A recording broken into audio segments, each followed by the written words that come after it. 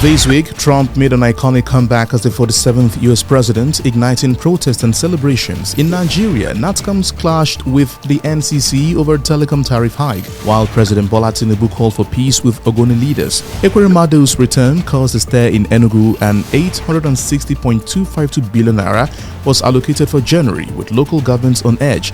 A bold plan for 100% computer-based exams by 2027 was announced.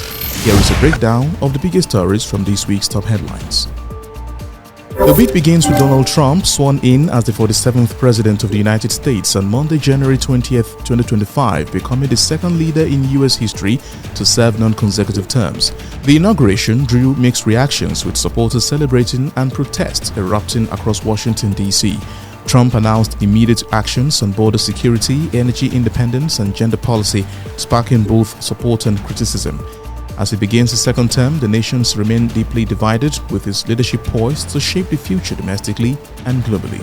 On Tuesday, the National Association of Telecom Subscribers (NATCOMs) announced plans to sue the Nigerian Communications Commission (NCC) over a 50% tariff hike. NATCOMs criticized the decision as excessive and insisted subscribers were not consulted, advocating instead for a 5 to 10% increase to support the telecom industry. Meanwhile, on Wednesday, President Bola Tinubu called on Ogoni leaders to set aside historical grievances and work with the federal government to foster peace and development. Speaking at the presidential villa in Abuja, Tinubu emphasized reconciliation and mutual trust to address environmental challenges and resume oil exploration in the region. On Thursday, Mrs. Beatrice Ekweremadu, wife of former Deputy Senate President Ike Ekweremadu, returned to Nigeria after serving part of a 6-year sentence in the UK for organ harvesting. Her return has been met with celebrations across Enugu State, where supporters and well-wishers expressed joy and offered prayers for her husband, who is still serving a 10-year sentence.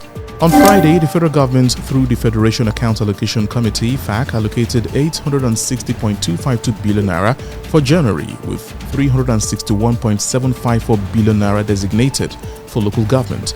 Due to delayed account submissions, the funds were disbursed to state accounts, but direct allocations are expected by February to advance local government autonomy as upheld by the Supreme Court in 2024.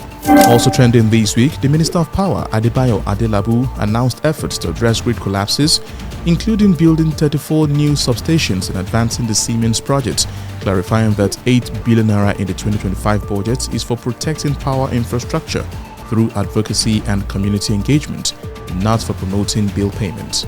To wrap this week's top headlines, the federal government has announced plans to transition Nigeria's examination system to 100% computer-based testing (CBT) by 2027. The Minister of Education, Dr. Tunji Alausa, revealed this during the inauguration of the Committee on Improvement of Quality Examinations in Abuja, highlighting the use of technology to curb malpractice. Examination certificates will now feature National Identification Numbers (NIN), candidate photos, and birth dates for authenticity. And that's a wrap for this week's top headlines. Stay tuned for next week's edition.